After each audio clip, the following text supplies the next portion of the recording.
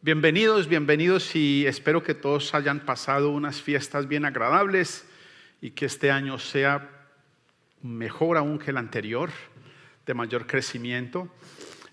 Para mí es muy importante lo que cantamos. Posiblemente algunos de ustedes ya me han oído decir esto. Yo no canto muy bien, pero disfruto mucho a quienes Dios les ha dado ese talento. Pero además, las personas que componen estas canciones y el hecho de que ustedes y yo podamos disfrutar de estos dones.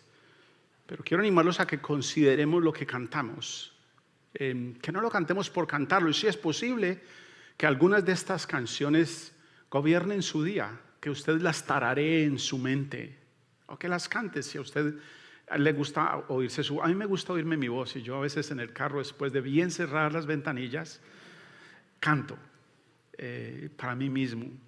Canto canciones como esta. Mire lo que cantamos esta mañana. Dice: ¿quién rompe el poder del pecado? Su amor es fuerte, poderoso, el Rey de gloria, el Rey de majestad. Conmueve al mundo con su estruendo y nos asombra con maravillas. El Rey de gloria, el Rey de majestad, cantamos esta mañana. Gracia sublime es, perfecto es su amor. Tomaste mi lugar. En verdad, esta mañana estamos vertiendo de nuestros corazones verdades teológicas profundas. Verdades teológicas que conmovieron la historia, que corrigieron las bases de la historia. Tomaste mi lugar, cargaste tú mi cruz. Eso es cierto. Esa cruz no le pertenecía a Él. Él decidió tomarla por nosotros. Tu vida diste ahí, ahora libre soy. Jesús, te adoro por lo que hiciste en mí. Pusiste en orden todo el caos, nos adoptaste como tus hijos, el Rey de gloria, el Rey de majestad, el que gobierna con justicia y resplandece con su belleza, el Rey de gloria, el Rey de majestad. Digno es el Cordero de Dios, cantamos esta mañana. Digno es el Rey que la muerte venció. Yo esta mañana, escuchándolos a ustedes cantar, he recibido para mí mismo mi sermón.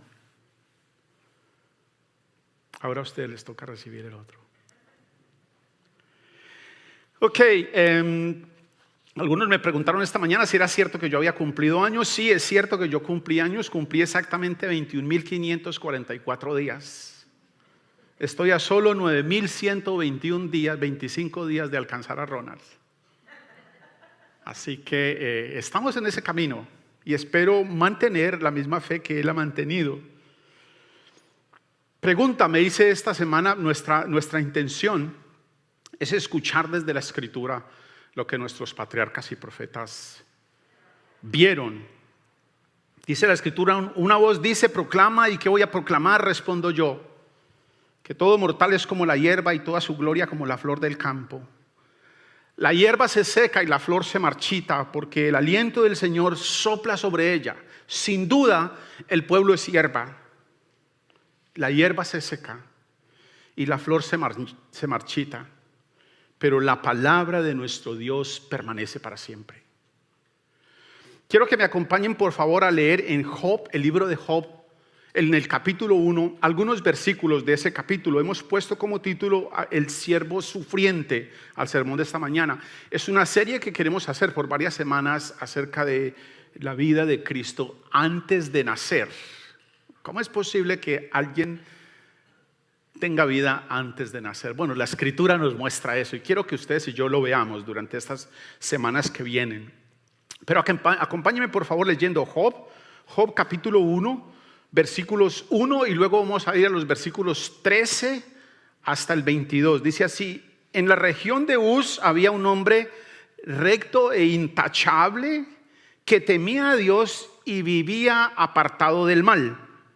Este hombre se llamaba Job. Vayamos al versículo 13, ahí en ese mismo capítulo, Job capítulo 1, versículo 13. Llegó el día en que los hijos y las hijas de Job celebraban un banquete en casa de su hermano mayor. Entonces un mensajero llegó a decirle a Job: mientras los bueyes araban y los asnos pastaban por allí cerca, nos atacaron los sabeanos y se los llevaron. A los criados los mataron a filo de espada, Solo yo pude escapar y ahora vengo a contárselo a usted. No había terminado de hablar este mensajero cuando uno más llegó y dijo: del cielo cayó un rayo que calcinó a las ovejas, a los criados. Solo yo pude escapar para venir a contártelo. No había terminado de hablar este mensajero cuando otro más llegó y dijo: unos salteadores caldeos vinieron y, dividiéndose en 3 grupos, se apoderaron de los camellos y se los llevaron. A los criados los mataron a filo de espada. Solo yo pude escapar y ahora vengo a contárselo. No había terminado este mensajero cuando todavía otro llegó y dijo: los hijos y las hijas de usted estaban celebrando un banquete en casa del mayor de todos ellos, cuando de pronto un fuerte viento del desierto dio contra la casa y derribó sus 4 esquinas, y la casa cayó sobre los jóvenes y todos murieron. Solo yo pude escapar y ahora vengo a contárselo. Al llegar a este punto, Job se levantó, se rasgó sus vestiduras, se rasuró la cabeza y luego se dejó caer en el suelo en actitud de adoración. Entonces dijo: desnudo salí del vientre de mi madre y desnudo he de partir. El Señor ha dado, el Señor ha quitado. Bendito sea el nombre del Señor. A pesar de todo esto, Job no pecó ni le echó la culpa a Dios. Es un relato dramático. Es un relato único. Pareciera ficción que en el curso de unas horas, aparentemente, la vida de un hombre cobrara un curso completamente diferente, fuera puesto patas arriba. Cada uno de los profetas, cada uno de los siervos de Dios, basaron su esperanza en la promesa de que un día, cuando el tiempo fuera cumplido, según el plan designado de Dios, el Salvador vendría. La raíz de Isaí, el libro del Valle de las Flores, la rosa blanca y pura de Sarón, la aurora de la mañana, el Mesías, el Redentor, la salvación, la esperanza de Israel, la peña de Oreb, la piedra de ángulo, el brazo del Señor, el león de Judá, el renuevo de la mañana, el Cordero de Dios, la luz verdadera. Estos nombres y otros más le fueron dados a través de la historia y de las generaciones al Mesías que fue ofrecido por Dios, a quienes habríamos de creer. Cada generación, cada profeta, cada patriarca usó uno de estos nombres para fijar sus ojos en la eternidad y no en el momento, en lo que estaba pasando. Lo que Job acaba de enfrentar es dramático. Ninguno de nosotros, yo me atrevo a decir con toda libertad, hemos enfrentado cosas así, siendo que algunos de ustedes han enfrentado situaciones muchísimo más críticas y dramáticas que las mías. Pero un drama como ese que nos presenta una pérdida de absolutamente todo, y que al final ustedes y yo encontremos a esta persona con su fe intacta, sólida. Ustedes y yo no hemos enfrentado cosas como esas. Estos nombres le fueron dados al Mesías que vendría y le fueron dados a cada generación para que mantuvieran su fe, no en lo que ellos estaban viviendo, no en lo que ellos estaban experimentando, sino en las promesas que el Creador había hecho. Para que no se dejaran abrumar por las noticias, valga la redundancia. Para que no se dejaran abrumar por los hechos, valga la redundancia. Sino que mantuvieran sus ojos contemplando las promesas del Creador de todo. Acompáñeme por favor mirando lo que Jesús le dijo a sus contemporáneos. Cuando Jesús estuvo acá en la tierra hablando con sus contemporáneos, les dijo algo interesante que es también igualmente conmovedor. Acompáñenme por favor, Juan capítulo 8, versículos 51 hasta el 59. Dice así la Escritura: ciertamente les aseguro que el que cumple mi palabra nunca morirá. Ahora estamos convencidos de que estás endemoniado, exclamaron los judíos. Abraham murió y también los profetas, pero tú sales diciendo que si alguno guarda tu palabra nunca morirá. ¿Acaso eres tú mayor que nuestro padre Abraham? Él murió y también murieron los profetas. ¿Quién te crees tú?, le dicen ellos a Jesús. Si yo me glorifico a mí mismo, le respondió Jesús, mi gloria no significa nada, pero quien me glorifica es mi Padre, el que ustedes dicen que es su Dios. Aunque no lo conocen, yo en cambio sí lo conozco. Si dijera que no lo conozco, sería tan mentiroso como ustedes. Pero lo conozco y cumplo su palabra. Abraham, el padre de ustedes, se regocijó al pensar en que vería mi vida, mi día, y lo vio y se alegró. Ni a los 50 años llegas, le dijeron los judíos, ¿y has visto a Abraham? Ciertamente les aseguro que antes que Abraham naciera, yo soy, dice Jesús. Entonces los judíos tomaron piedras para arrojárselas, pero Jesús se escondió y salió inadvertido del templo.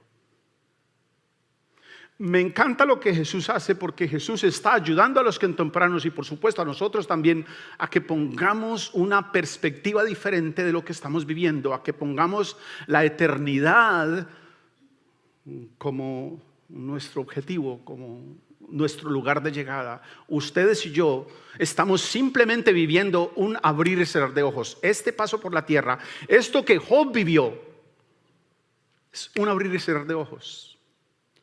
Para algunos de nosotros, los dramas que estamos viviendo en nuestra vida no son precisamente un abrir y cerrar de ojos. No sé cómo entienda usted o cómo pueda vivir usted la pérdida de casi 10 hijos aplastados por 4 paredes.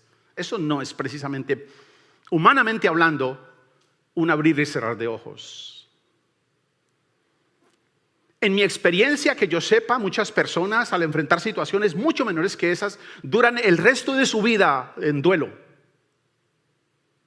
Nunca se recuperan porque perdieron un familiar, porque perdieron un amigo, porque perdieron un negocio, porque perdieron una relación. Nunca se recuperan. La Escritura nos dice que esto es un abrir y cerrar de ojos. La Escritura y Jesús nos está animando a que ustedes y yo pongamos nuestra vista en la eternidad, en las promesas que Dios ha hecho. Y esta mañana cantamos eso. Quiero dedicar entonces estas semanas para ver aquello que los patriarcas y los profetas vieron de Cristo antes de nacer. ¿Qué fue lo que ellos observaron? Y vamos a enfocar esta serie en el libro de Job. No vamos a ir minuciosamente a través de cada capítulo del libro de Job, pero vamos a coger algunos episodios de la vida de él para saber de este personaje, que es tal vez el personaje bíblico con el que ustedes y yo más fácil nos relacionamos. No precisamente por la fidelidad de él a Dios o por las posesiones que él tenía y la abundancia de sus riquezas, no.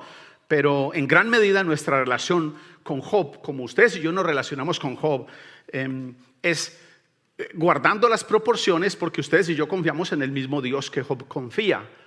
Y también guardando las proporciones porque ustedes y yo estamos enfrentando situaciones muy parecidas a las de Job, o vamos a enfrentar situaciones parecidas a la de Job, de pérdida, de crisis, de dolor.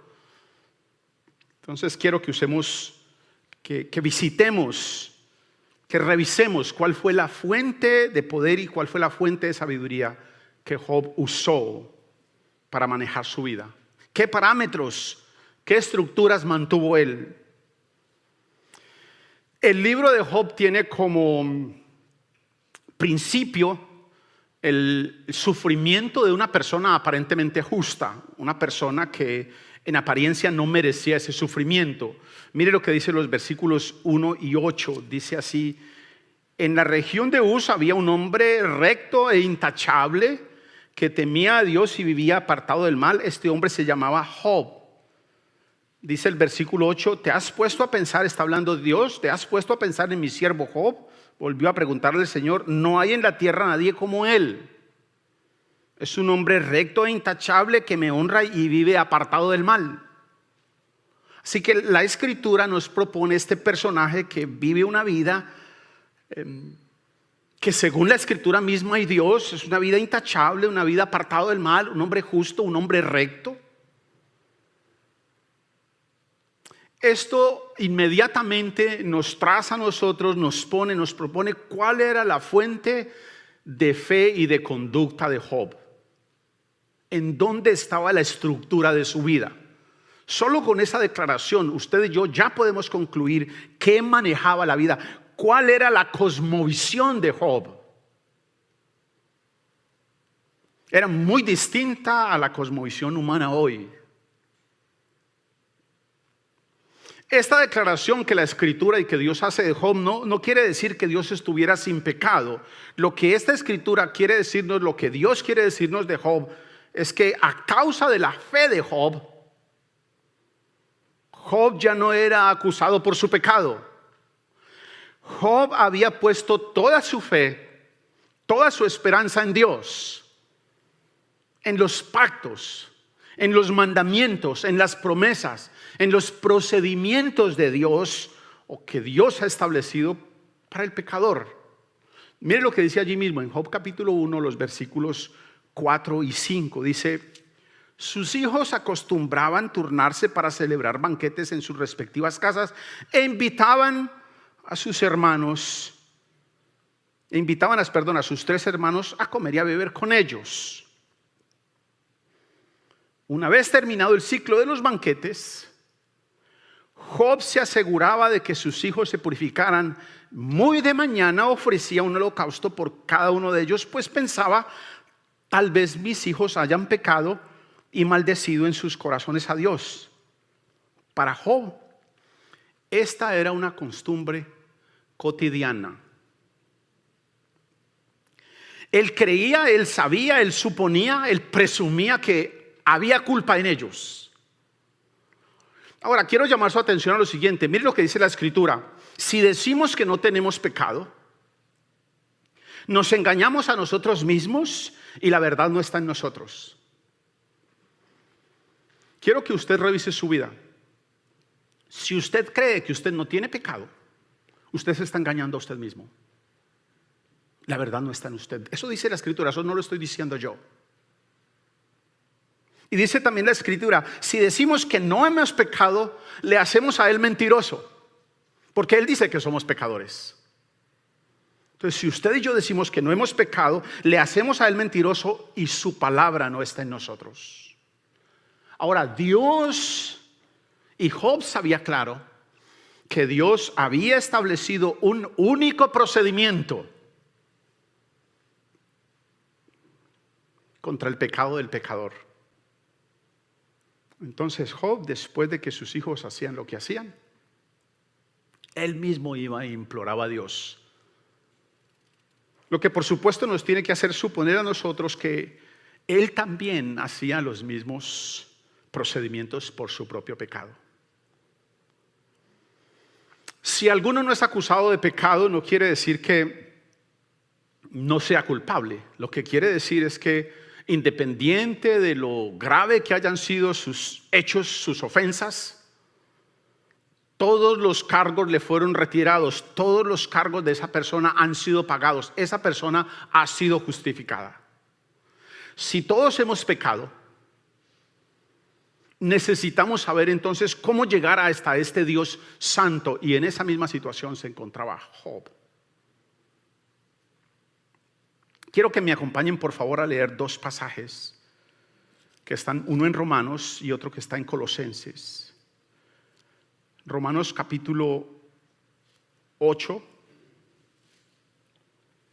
y Colosenses capítulo 2. Dice Romanos capítulo 8 versículos 32 al 34. Escuchen lo que dice la Escritura. El que no escatimó ni a su propio Hijo, sino que lo entregó por todos nosotros, ¿cómo no habrá de darnos generosamente junto con Él todas las cosas? ¿Quién acusará a los escogidos de Dios? Dios es el que justifica. ¿Quién condenará? Cristo Jesús, el que murió e incluso resucitó y está a la diestra de Dios e intercede por nosotros. La propuesta de la Escritura es interesantísima. Más o menos nos dice, siéntese, considere, si Dios no escatimó ni entregar a su Hijo por usted, ¿no cree usted que le dará todo lo demás? Lo demás son simples monedas comparado al hecho de que Él haya querido entregarle a su Hijo. Y mire lo que dice Colosenses, acompáñenme por favor, Colosenses capítulo 2, versículos 13 y 15. Antes de recibir esa circuncisión, ¿sí estamos bien? Colosenses 2, 13 y 15. Antes de recibir esa circuncisión, ustedes estaban muertos en sus pecados. Sin embargo, Dios nos dio vida en unión con Cristo al perdonarnos todos los pecados y anular la deuda que teníamos pendiente por los requisitos de la ley. Él anuló esa deuda que nos era adversa, clavándola en la cruz. Desarmó a los poderes y a las potestades y por medio de Cristo los humilló en público al exhibirlos en su desfile triunfal. Bien clara es la Escritura, si bien todos somos culpables, Dios se encargó que hubiera un inocente que pagara por nosotros el precio de esa culpa. Job no tenía de qué ser acusado, no porque Job no hubiera ofendido a Dios, sino porque la persona que había sido ofendida, Dios mismo decidió en su misericordia, en su compasión, perdonarlo, lo exoneró, lo redimió. Dios ha decidido ofrecer esta única alternativa, esta única entrada, esta única solución para el pecado del pecador. Acompáñeme por favor, 2 Corintios capítulo 5 versículo 21. La Escritura está saturada de esta afirmación. La Escritura no para de decirnos quién es el que perdona los pecados, cómo ustedes y yo obtenemos el perdón de los pecados.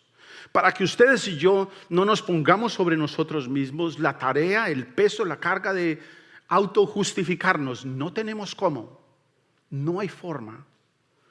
Mire lo que dice 2 Corintios capítulo 5 versículo 21. Al que no cometió pecado alguno por nosotros, Dios lo trató como pecador para que en él recibiéramos la justicia de Dios. La pregunta que me han hecho es, bueno, y si la única forma de salvación es Cristo Jesús, ¿cómo se salvaron entonces las personas que vivieron antes de que Cristo Jesús viniera? Cristo Jesús mismo nos responde eso al decirnos que Abraham vio el día de Cristo y disfrutó y esperó ese día. Ellos se salvaron esperando que un día vendría el Mesías, y nosotros nos salvamos sabiendo que el Mesías ya vino. Pero no hay otra forma, no hay otra vía. En Job podemos ver los trazos de aquel uno que vendría, aquel que era verdaderamente justo, aquel que era verdaderamente inocente, aquel sin ninguna culpa, enviado de Dios, quien sufrió para que ustedes y yo quedáramos limpios de nuestra culpa, de las acusaciones que ustedes y yo tendríamos por nuestro pecado delante de Dios, y pudiéramos presentarnos delante de Dios. De lo contrario, ustedes y yo no tendríamos acceso al Padre. Pero hay una diferencia entre Job, el hombre justo que sufrió, según nos dice la Escritura, y Jesús, el que es verdaderamente justo y limpio y que sufrió. En su sufrimiento, Job dijo algo interesante: ya estoy harto de todo esto, estoy harto de mi vida. Por eso voy a dar rienda suelta a mi queja. Jesús, mientras estaba recibiendo golpes, burlas, insultos, falsas acusaciones, no se opuso, se quedó callado. Ante las acusaciones, Job se justificó. Dijo algo así: mientras viva, insistiré en mi integridad. Jesús, según nos dice la Escritura, permaneció callado. La esperanza de Job estaba en la certeza de que sería resucitado. Acompáñeme por favor, Job capítulo 19, versículo 25 y 26. Mire lo que dice: yo sé que mi Redentor vive y que al final triunfará sobre la muerte, y cuando mi piel haya sido destruida, todavía veré a Dios con mis propios ojos. Y sigue hablando de esta convicción que había en su corazón de que este paso por la tierra no era todo lo que lo esperaba él, sino que esperaba la resurrección. Jesús esperaba lo mismo. Acompáñeme por favor, Lucas capítulo 9, versículo 22, dice así: el Hijo del Hombre tiene que sufrir muchas cosas y ser rechazado por los ancianos y los jefes de los sacerdotes y los maestros de la ley. Es necesario que lo maten y que resucite al tercer día. La resurrección de Job se hizo realidad por la resurrección, únicamente por la resurrección del único que es verdaderamente justo, quien murió por Job, quien murió para los que creamos, y también por este que murió, este que es verdaderamente justo. ¿Quiénes creamos? Job, quien espera a este su Redentor, y quienes creamos recibiremos nueva vida. La pregunta para usted esta mañana es: ¿cree usted? ¿Cree usted en que su Redentor vive? Si usted cree, recibirá el poder, la sabiduría y el consuelo de Dios durante su sufrimiento, cualquiera que sea su sufrimiento, que otra vez no es comparado con el sufrimiento de este siervo. Si usted cree, va a recibir de parte de Dios el poder de Dios, la sabiduría de Dios, el consuelo de Dios en su sufrimiento. Pero además, si usted cree, usted ha recibido de parte de Dios nueva vida, nueva forma de ver incluso la calamidad, aunque fuera una escala como la acabamos de contemplar en la vida de este hombre. Y usted va a ser resucitado. Job descansó en su Redentor, quien vive para testimonio de los suyos, para testimonio nuestro, de que solo hay uno que es verdaderamente justo, nadie más. Hay uno que es limpio y puro, quien vive porque ha resucitado. Y ese que vive es el único que nos puede y nos quiere justificar. Quiero que me acompañen para leer cómo el apóstol Pedro ve esta situación en gran escala. Cómo el apóstol Pedro traza una línea de la eternidad, desde el antes hasta el siempre. Escuchen con atención, Primera de Pedro, capítulo 1, versículo 17 hasta el 21. Dice así la Escritura: ya que invocan como Padre al que juzga con imparcialidad las obras de cada uno, vivan con temor reverente mientras sean peregrinos en este mundo. Como bien saben, ustedes fueron rescatados de la vida absurda que heredaron de sus antepasados. El pago de su rescate no se pagó con cosas perecederas como el oro o la plata, sino con la preciosa sangre de Cristo, como de un cordero sin mancha y sin defecto. Cristo, a quien Dios escogió antes de la fundación del mundo, se ha manifestado en estos últimos tiempos en beneficio de ustedes. Por medio de Él, ustedes creen en Dios, que lo resucitó y glorificó. De modo que su fe y su esperanza están puestas en Dios. ¿Cree usted? ¿Cree usted que su Redentor vive?